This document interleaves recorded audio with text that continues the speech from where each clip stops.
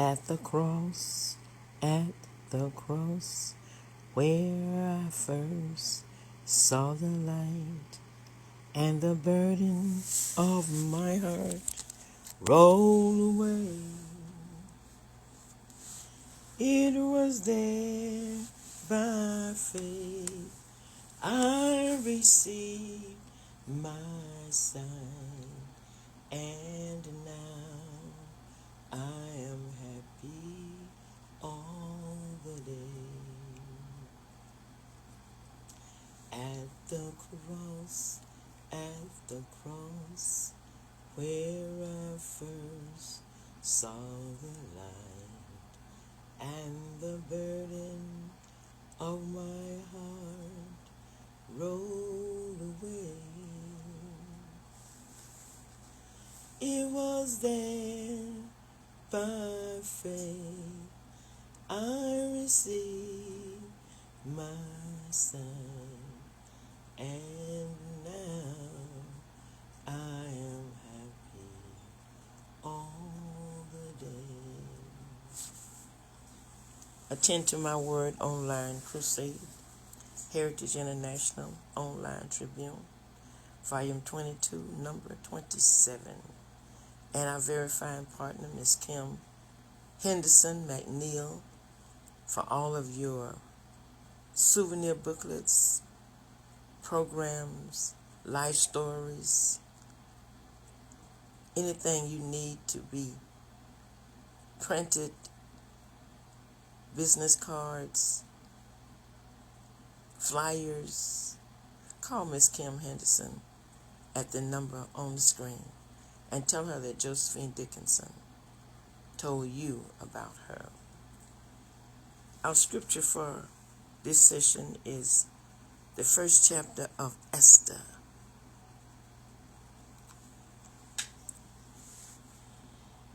It was the 3rd year of the reign of King Ahasuerus, emperor of the vast Media Persia, with its 127 provinces, stretching from India to Ethiopia. This was the year of the great celebration at Shushan Palace, to which the emperor invited all of his governors, aides, army officers, bringing them in from every part of Media Persia for the occasion.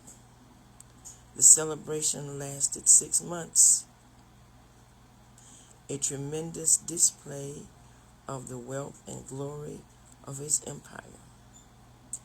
When it was all over, the king gave a special party for the palace servants and officials, janitors, cabinet officials alike, for 7 days of revelry held in the courtyard of the palace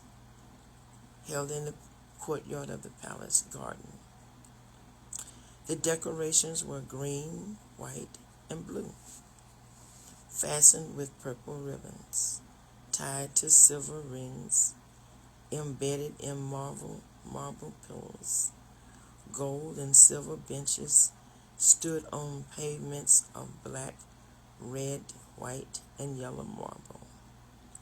Drinks were served in gold goblets of many designs, and there was an abundance of royal wine, for the king was feeling very generous. The only restriction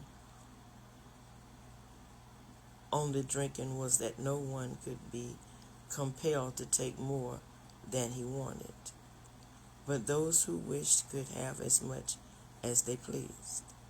For the king had instructed his officers to let everyone to decide this matter for himself. Queen Vashti gave a party for the women of the palace at the same time. On the final day, when the king was feeling high, half drunk from wine, he told the 7 eunuchs who were his personal aides, Mehuman, Biztha, Harbona, Bigtha, Abagtha, Jetha, and Carcass to bring Queen Vashti to him with the royal crown upon her head, so that all the men could gaze upon her beauty, for she was a very beautiful woman. When they conveyed the emperor's order to the queen, she refused to come. The king was furious, but first consulted his lawyers, for he did nothing without their advice. They were men of wisdom who knew the temper of the times as well as Persian law and justice, and the king trusted their judgment. These men were Karshena, Shetha, Admatha, Tarshish, Meres, Marcinia, and Mamukin, 7 high officials of Media Persia. They were his personal friends as well as being the chief officers of the government. What shall we do about this situation, he asked them. What penalty does the law provide for a queen who refuses to obey the king's orders, properly sent through his aides? Memucan answered for the others, Queen Vashti has wronged not only the king, but every official and citizen of your empire. For women everywhere will begin to disobey their husbands when they learn what Queen Vashti has done. And before this day is out, the wife of every one of us officials throughout your empire will hear what the queen did and start talking to us husbands the same way. And there will be contempt and anger throughout your realm. We suggest that, subject to your agreement, you issue a royal edict, a law of the Medes and the Persians that can never be changed, that Queen Vashti be forever banished from your presence, and that you choose another queen more worthy than she. When this decree is published throughout your great kingdom, husbands everywhere, whatever their rank, will be respected by their wives. The king and all his aides thought this made good sense. So he followed Memucan's counsel and sent letters to all his provinces in all the local languages, stressing that every man should rule his home and should assert his authority.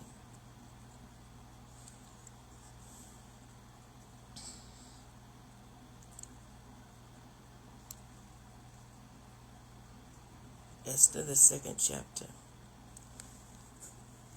But after King Ahasuerus' anger had cooled, he began brooding over the loss of Vashti, realizing he would never see her again. So his aides suggested, let us go and find the most beautiful girls in the empire and bring them to the king for his pleasure. We will appoint agents in each province to select young lovelies for the royal harem. Haggai, the unit in charge, will see that they are given beauty treatments, and after that the girl who pleases you most shall be the queen instead of Vashti. This suggestion naturally pleased the king very much, and he put the plan into immediate effect. Now there was a certain Jew at the palace named Mordecai, son of Jair, son of Shimri, son of Kish, a Benjamite. He had been captured when Jerusalem was destroyed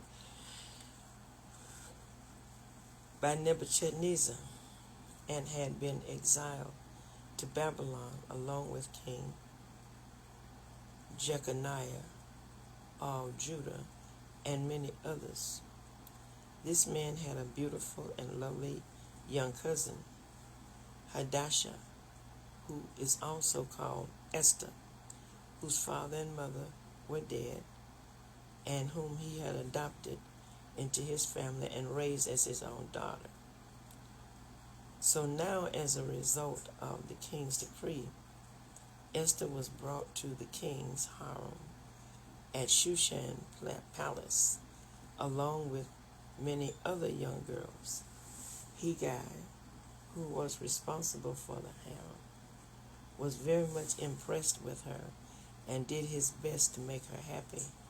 He ordered a special menu for her, favored her with the beauty treatments, gave her 7 girls from the palace as her maids, and gave her the most luxurious apartment in the harem. Esther hadn't told anyone that she was a Jewess, for Mordecai had said not to. He came daily to the court of the harem to ask about Esther and to find out what was happening to her. The instructions concerning these girls were that before being taken to the king's bed,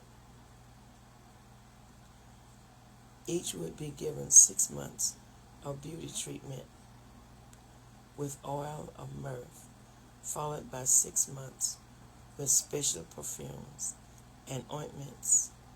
Then, as each girl's turn came for spending the night with King Ahasuerus, she was given her choice of clothing or jewelry she wished to enhance her beauty. She was taken to the king's apartment in the evening, and the next morning returned to the second harem where the king's wives lived.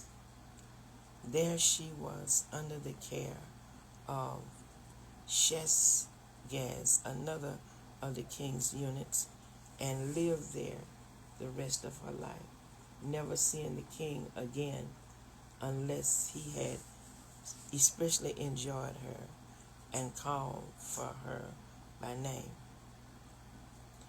When it was Esther's turn to go to the king, she accepted the advice of Hegai, the eunuch in charge of the harem, dressing according to his instructions, and all the other girls exclaimed with delight when they saw her.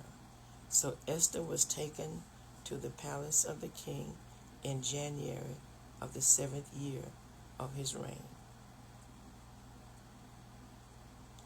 Well, the king loved Esther more than any of the other girls. He was so delighted with her. He set the royal crown on her head and declared her queen instead of Vashti.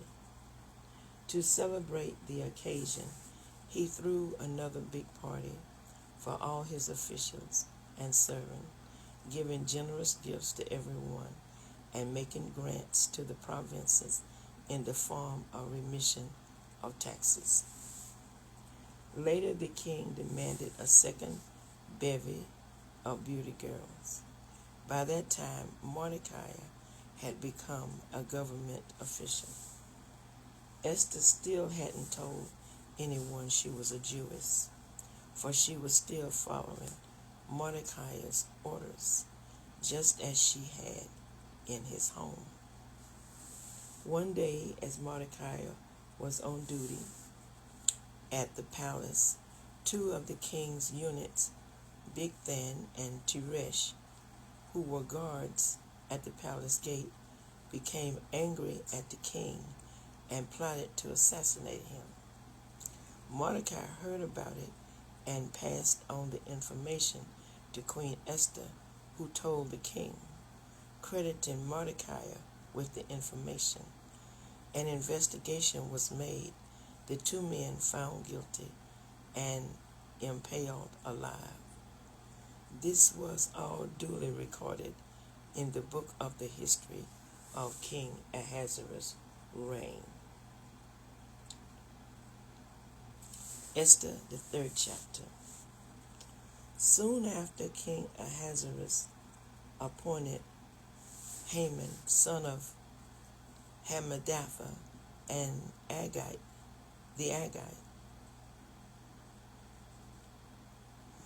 as prime minister. He was the most powerful official in the empire next to the king himself. Now all the king's officials bowed before him in deep reverence whenever he passed by, for so the king had commanded. But Mordecai refused to bow.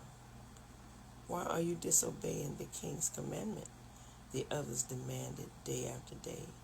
But he still refused. Finally, they spoke to Haman about it to see whether Mordecai could get away with it because of his being a Jew, which was the excuse he had given them. Haman was furious, but decided not to lay hands on Mordecai alone, but to move against all of Mordecai's people, the Jews, and destroy all of them throughout the whole kingdom of Ahasuerus. The most propitious time for this action was determined by throwing dice. It was done in April of the 12th year of the reign of Ahasuerus, and February of the following year was the date indicated. Haman now approached the king about the matter. "There is a certain race of people scattered throughout all the provinces of your kingdom," he began, "and their laws are different from those of any other nation. They refuse to obey the king's laws. Therefore, it is not in the king's interest to let them live. If it please the king, issue a decree that they be destroyed, and I will pay $20 million into the royal treasury for the expenses involved in this purge." The king agreed, confirming his decision by removing his ring from his finger and giving it to Haman, telling him, "Keep the money, but go ahead and do as you like with these people, whatever you think best." 2 or 3 weeks later, Haman called in the king's secretaries and dictated letters to governors and officials throughout the empire, to each province and its own languages and dialects. These letters were signed in the name of King Ahasuerus and sealed with his ring.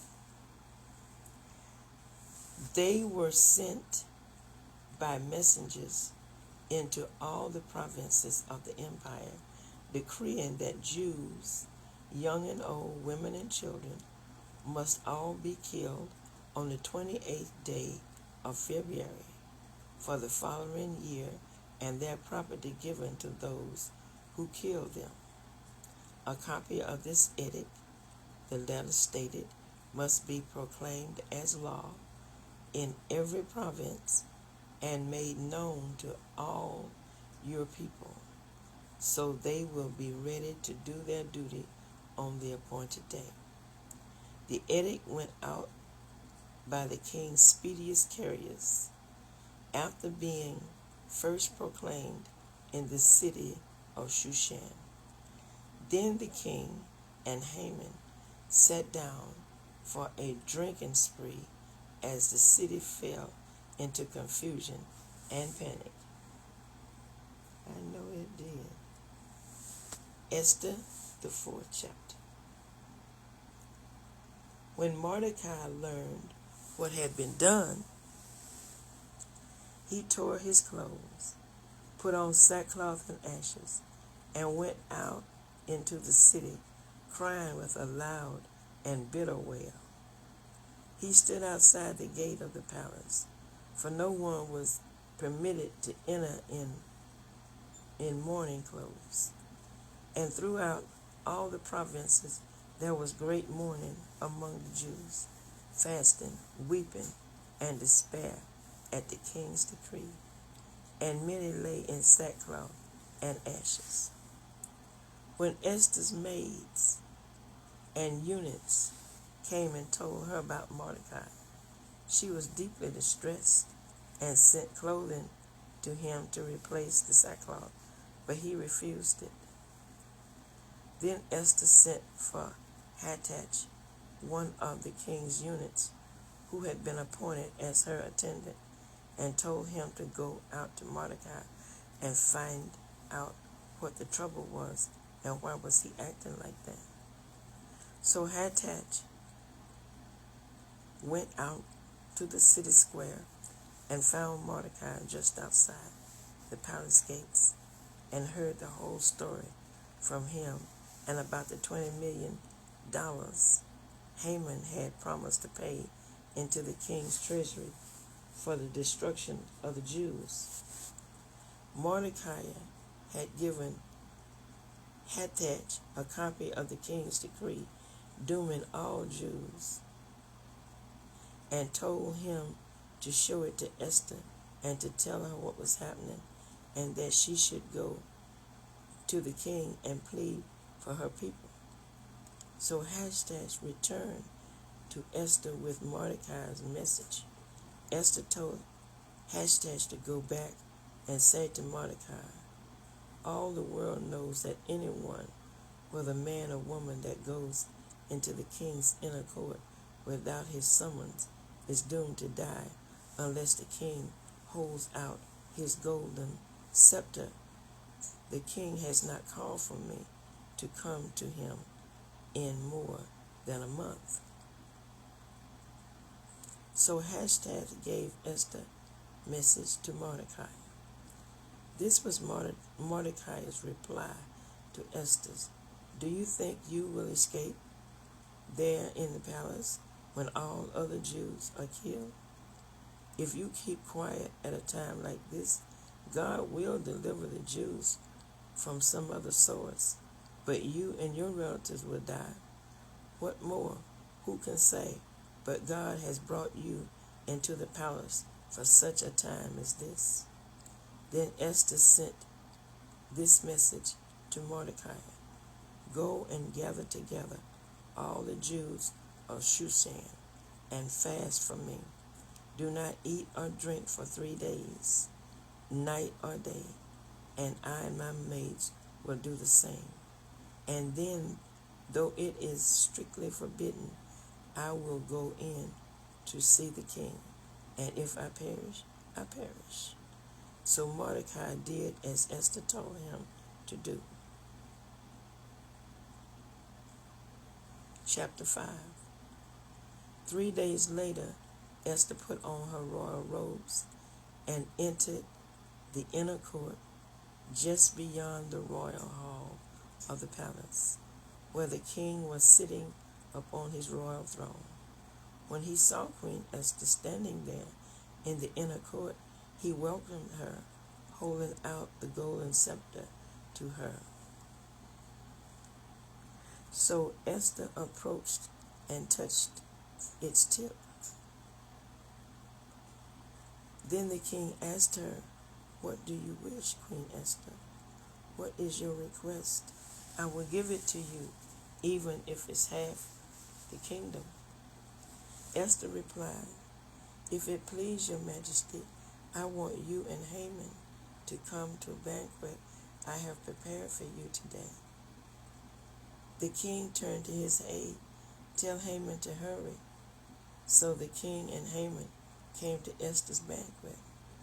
During the wine course, the king said to Esther, Now tell me what you really want, and I will give it to you, even if it's half the kingdom. Esther replied, My request, my deepest wish, is that if your majesty loves me and wants to grant my request, that you come again with Haman tomorrow to the banquet I shall prepare for you, and tomorrow I will explain what this is all about. What a happy man was Haman as he left the banquet.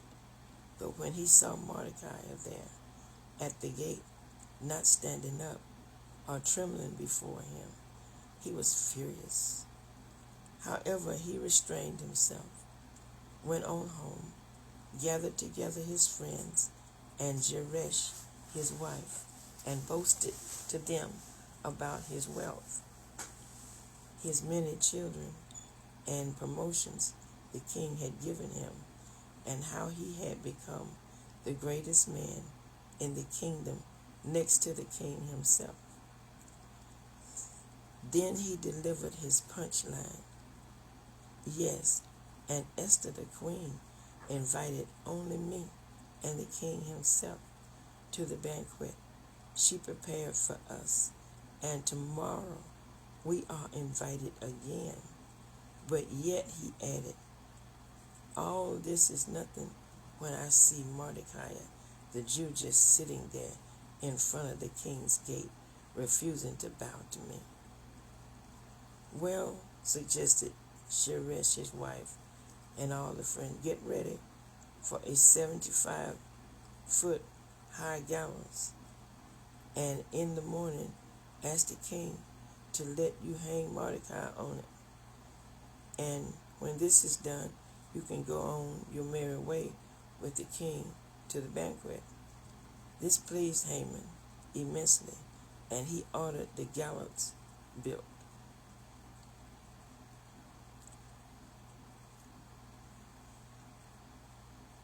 That night, the king was troubled, had trouble sleeping, and decided to read a while. He ordered the historical records of his kingdom from the library, and in them he came across an item telling how Mordecai had exposed the plot of Bigthana and Teresh, two of the king's eunuchs, watchmen at the palace gates, who had plotted to assassinate him. What reward did we ever give Mordecai for this? The king asked. His courtiers replied, nothing. Who is on duty in the outer court? The king inquired. Now as it happened, Haman had just arrived in the outer court of the palace to ask the king to hang Mordecai from the gallows he was building. So the courtiers replied to the king, Haman is out there. Bring him in, the king ordered. So Haman came in, and the king said to him, what should I do to honor a man who truly pleases me? Haman thought to himself, whom would he want to honor more than me? So he replied, bring out some of the royal robes the king himself has worn, and the king's own horse, and the royal crown, and instruct one of the king's most noble princes to robe the man and to lead him through the streets on the king's own horse, shouting before him, this is the way the king honors those who truly please him. Excellent, the king said to Haman. Hurry and take these robes, my horse, and do just as you said to Mordecai, the Jew, who works at the chancery. Follow every detail you have suggested. So Haman took the robes and put them on Mordecai, and mounted him on the king's own steed, and led him through the streets of the city, shouting, this is the way the king honors those he delights in. Afterwards, Mordecai returned to his job, but Haman hurried home, utterly humiliated. When Haman told Zeresh, his wife, and all his friends what had happened, they said, if Mordecai is a Jew, you will never succeed in your plans against him. To continue to oppose him will be fatal. While they were still discussing it, with him, the king's messengers arrived to conduct Haman quickly to the banquet Esther had prepared. Lord, you are operating.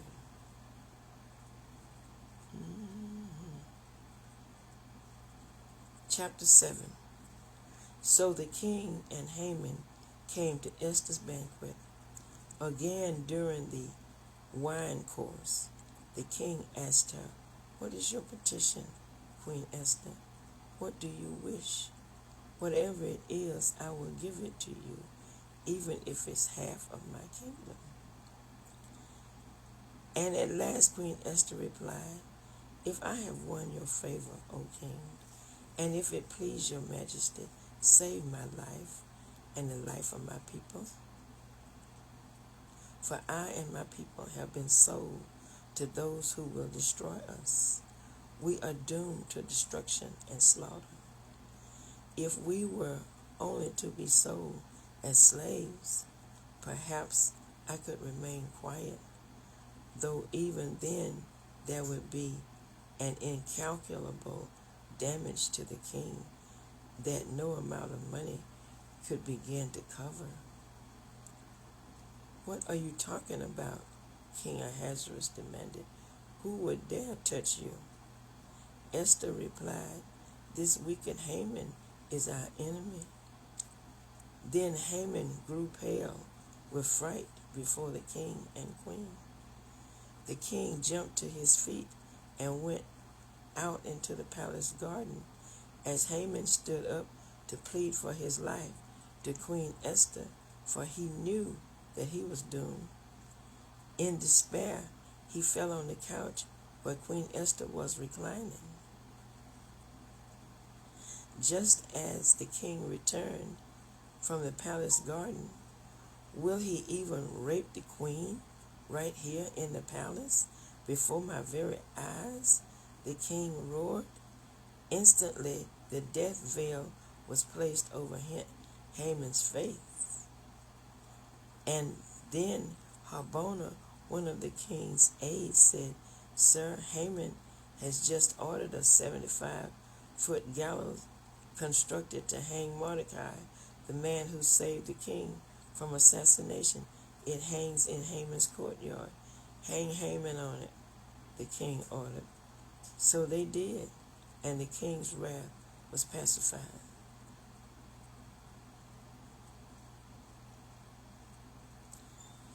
Chapter 8. On the same day, King Ahasuerus gave the estate of Haman, the Jews' enemy, to Queen Esther. Then Mordecai was brought before the king, for Esther had told the king that he was her cousin and foster father. The king took off his ring, which he had taken back from Haman, and gave it to Mordecai, appointing him prime minister, and Esther appointed Mordecai to be in charge of Haman's estate. And now once more Esther came before the king, falling down at his feet and begging him with tears to stop Haman's plot against the Jews. And again the king held out the golden scepter to Esther. So she arose and stood before him and said, "If it please your majesty, and if you love me, send out a decree reversing Haman's order to destroy the Jews throughout the king's provinces. For how can I endure it to see my people butchered and destroyed?"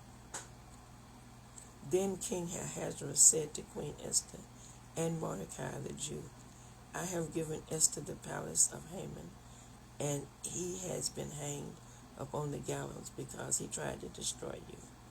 Now go ahead and send a message to the Jews telling them whatever you want to in the king's name, and seal it with the king's ring, so it can never be reversed." Immediately the king's secretaries were called in.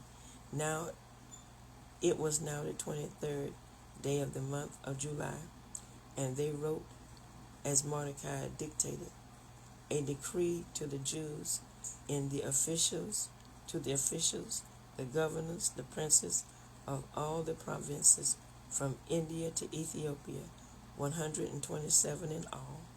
The decree was translated into the languages and dialects of all people of the kingdom. Mordecai wrote in the name of the king Ahasuerus and sealed the message with the king's ring and sent the letters by swift carriers, riders on camels, mules, and young dromedaries used in the king's service. This decree gave the Jews everywhere permission to unite in the defense of their lives and their families, to destroy all the forces opposed to them, and to take their property. The day chosen for this throughout all the provinces of King Ahasuerus was the 28th day of February. It further stated that a copy of this decree, which must be recognized everywhere as law, must be broadcast to all the people so that the Jews would be ready to prepare to overcome their enemies. So the mail went out swiftly, carried by the king's carriers, and speeded by the king's commandment. The same decree was also issued at Shushan Palace. Then Mordecai put on the royal robes of the blue and white, and the great crown of gold, with the outer cloak of fine linen and purple, and went out from the presence of the king through the city streets filled with shouting people. And the Jews had joy and gladness and were honored everywhere. And in every city and province, as the king's decree arrived, the Jews were filled with joy and had a great celebration and declared a holiday. Many of the people of the land pretended to be Jews, for they feared what the Jews might do to them.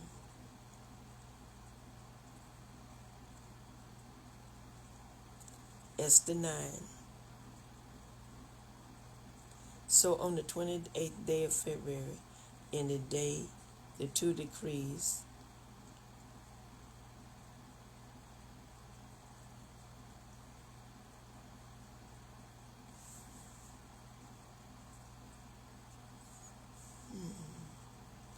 of the king were put into effect, the day the Jews' enemies had hoped to vanquish them, though it turned out quite the contrary. The Jews gathered in their cities throughout all the king's provinces to defend themselves against any who might try to harm them. But no one tried, for they greatly feared. And all the rulers of the provinces, the governors, the officials, and aides, helped the Jews for fear of Mordecai. For Mordecai was a mighty name in the king's palace, and his fame was known throughout all the provinces, for he had become more and more powerful. But the Jews went ahead on that appointed day and slaughtered their enemies. They killed 500 men in Shushan.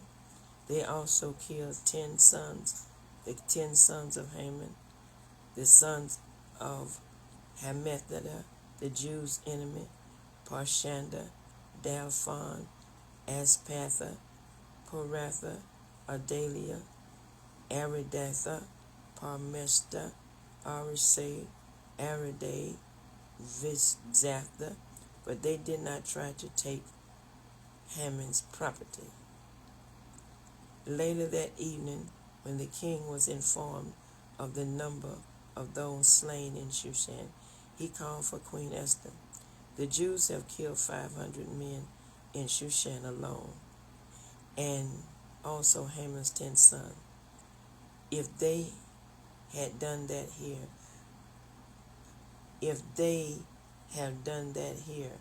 I wonder what has happened in the rest of the provinces. But now, what more do you want? It will be granted you.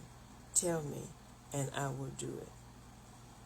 And Esther said, if it please your majesty, let the Jews who are here at Shushan do again tomorrow as they've done today, and let Haman's 10 sons, be hanged up on the gallows. So the king agreed. The decree was announced at Shushan, and they hung the bodies of Haman's 10 sons. Then the Jews at Shushan gathered together the next day also and killed 300 more men, though again they took no property. Meanwhile, the other Jews throughout the king's provinces had gathered together and stood for their lives and destroyed all their enemies, killing 75,000 of those who hated them. But they did not take their goods. Throughout the provinces, this was done on the 28th day of February, and the next day they rested, celebrating their victory with feasting and gladness. But the Jews at Shushan went on killing their enemies the second day, and also rested the next day with feasting and gladness. And so it is that the Jews in the unwalled villages throughout Israel to this day have annual celebration on the second day, when they rejoice and send gifts to each other. Mordecai wrote a history of all these events and sent letters to the Jews near and far throughout all the king's provinces, encouraging them to declare an annual holiday on the last 2 days of the month, to celebrate with feasting, gladness, and the giving of gifts these historic days, when the Jews were saved from their enemies, when their sorrow was turned to gladness, and their mourning into happiness. So the Jews adopted Mordecai's suggestion and began this annual custom as a reminder of the time when Haman, son of Hammedatha, the Agag, the enemy of all the Jews, had plotted to destroy them at the time determined by a throw of dice, and to remind them that when the matter came before the king, he issued a decree causing Haman's plot to boomerang, and he and his sons was hanged on the gallows. That is why the celebration is called Purim, because the word for throwing dice in Persia is pur. All the Jews throughout the realm agreed to inaugurate this tradition and to pass it on to their descendants. And to all who became Jews, they declared they would never fail to celebrate these 2 days at the appointed time each year. It would be an annual event from generation to generation, celebrated by every family throughout the countryside and cities of the empire, so that the memory of what had happened would never perish from the Jewish race. Meanwhile, Queen Esther, daughter of Abihail, and later adopted by Mordecai the Jew, had written a letter throwing her full support behind Mordecai's letter inaugurating his annual feast of Purim. In addition, letters were sent to all the Jews throughout the 127 provinces of the kingdom of Ahasuerus for the messages of goodwill and encouragement to confirm these 2 days annually as the Feast of Purim, decreed by both Mordecai the Jew and by Queen Esther. Indeed, the Jews themselves had decided upon this tradition as a remembrance of the time of their national fasting and prayer. So the commandment of Esther confirmed these dates and recorded as law. Esther 10.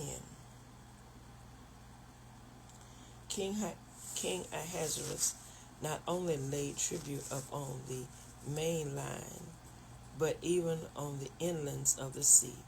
His great deeds, and also the full account of the greatness of Mordecai and the honors given him by the king are written in the book of the Chronicles of the kings of the Medes and Persia. Mordecai of the Jew was the prime minister with authority next to that of King Ahasuerus himself. He was, of course, a very, very great among the Jews and respected by all his countrymen because he did his best for his people and was a friend at court for all of them.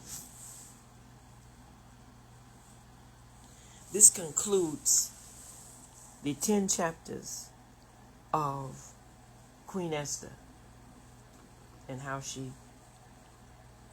submitted herself to the King of Kings and saved the lives of the Jews. And every year, February the 27th and the 28th or the 29th, however it goes, they celebrate Purim, the Feast of Purim, in honor of how the Lord saved their lives from their enemies. Now until we meet again, Father, I thank you and I praise you. I bless your holy name. Thank you, Lord. Thank you for the development that you are working in my soul. Thank you for the wood on the fire. Thank you for the oil on the fire. Thank you, Lord, that the fire is rising in my soul and going out from my being, pushing back darkness, pushing back lack, pushing back sickness, pushing back death.